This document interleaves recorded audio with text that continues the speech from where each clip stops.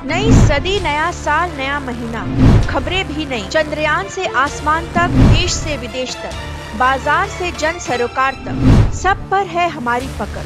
देखिए देखिए खबर सदीनामा सदीनामा सदीनामा। आज तक हमें जवाब नहीं मिला कि 2023 में पुंछ में जो आतंकियों ने किया, 2 अक्टूबर 2024 में गांधरबल में जो किया, गुलमर्ग में अक्टूबर 2024 में जो किया, पहलगांव में अप्रैल 2025 में जो किया, उन आतंकियों का क्या हुआ, वो कहां है? आज तक जवाब नहीं मिला कि सीजफायर किन शर्तों पर हुआ। आज तक जवाब नहीं मिला हाफिज सईद, अजहर मसूद बच के कैसे निकल गए। क्या सीजफायर की शर्तों में इन्हें वापस लाना है या नहीं है? कोई जवाब नहीं। जवाब मांगो, सवाल पूछो तो ये डायलॉग आते हैं आपके पास। पिक्चरें हम सबने देखी है साहब, हमारा सारा बचपन पिक्चरें देखकर गुजरा है। लेकिन गंभीर विषयों पे गंभीर चर्चा होनी चाहिए या पिक्चरों के डायलॉग होने चाहिए? पूरी विदेश नीति ट्रोल्स को आउटसोर्स कर दी, पूरी सुरक्षा नीति ट्रोल्स को आउटसोर्स कर दी, पूरी आंतरिक नीतियां जो है, राजनीति जो है, राजनीतिक विमर्श जो है, ट्रोल्स को आउटसोर्स कर दिया। ये उसका नतीजा है। नतीजा मैं आपको बताता हूं क्या हुआ पिछले 10 घंटों में। क्या हुआ विदेश नीति का, मैं आपको एक ज्वलंत उदाहरण देता हूं। कुवैत ने पाकिस्तान से वीजा की रेस्ट्रिक्शंस, जो रोक थी, वो हटा दी। ये अभी कल हुआ है। कुवैत में जो लेबर फोर्स है 21% भारत का है। यह भारत की विदेश नीति है कि अब चूंकि अमेरिकी राष्ट्रपति डोनाल्ड ट्रंप ने पाकिस्तान और हिंदुस्तान को हाइफनेट कर दिया, एक कर दिया, और हमारे यहां से चू नहीं निकली, न प्रेम चोपड़ा बोला, न परेश रावल बोला, तो उसकी यह हालत हो गई कि कुवैत अब भारत और पाकिस्तान को एक दृष्टि से देखने लग गया। जो रेस्ट्रिक्शन थी वीजा पाकिस्तानियों पर कुवैत से, वो हट गई। और पाकिस्तान और कुवैत अब लेबर ट्रीटी साइन करने वाला है। यह भी आप सुन लीजिए। यह है आपकी विदेश नीति का नतीजा। एक और उदाहरण देता हूं, यह अभी पहलगांव के बाद ही हुआ है। यूएई, यूनाइटेड अरब एमिरेट्स,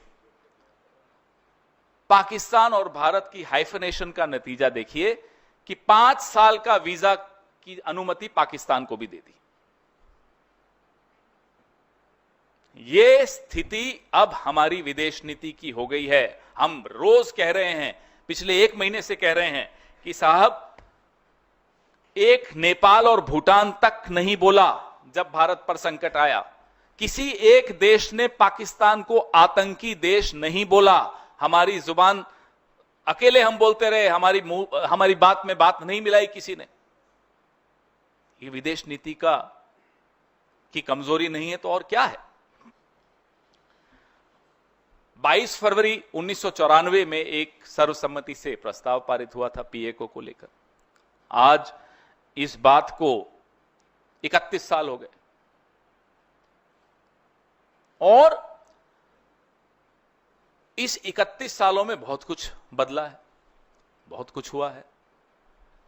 लेकिन जो मई 2025 के इस द्वंद्व में मालूम पड़ा, वो बहुत चिंता का विषय है कि कैसे चीन और पाकिस्तान एक होकर टेक्नोलॉजी के माध्यम से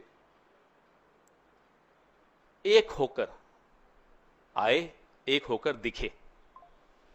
इससे ज्यादा खौफनाक और क्या हो सकता है कि हम इसके लिए तैयार नहीं हैं। हम इस बात को एड्रेस नहीं कर रहे क्योंकि ट्रोल्स को समझ में नहीं आता। सब कुछ तो ट्रोल्स निर्णय लेते हैं। हमारी नीति क्या है, हम इसका कैसे जवाब दे रहे हैं? हम हाइफनेशन होने दे रहे हैं, हम अलग थलग होते चले जा रहे हैं विश्व समुदाय में। अभी कल ईरान ने खुलकर पाकिस्तान को बोला, और ये वही ईरान है जिसके खिलाफ आपके ट्रोल्स टीवी पे, जिनको ये लोग भेजते हैं एक्सपर्ट बना बना के, आपने देखा पिछले 1 महीने में उस एक ट्रोल नहीं, अनेक ट्रोल हैं, ईरान के ऊपर कितनी भद्दी टिप्पणियां की। ये वही ईरान है जिसमें दशकों की मेहनत सरकारों ने की, कांग्रेस की सरकारों ने की और सरकारों ने की, कि आज भी वो पाकिस्तान को खुलकर उसने चुनौती दी कि आप आतंक को शरण देते हैं। और कोई न नेपाल न भूटान, छोड़ दीजिए, कोई नहीं आया। तो ये सब बहुत गंभीर विषय हैं जिनको मुझे नहीं लगता कि सरकार बहुत गंभीरता से इसको एड्रेस कर रही है।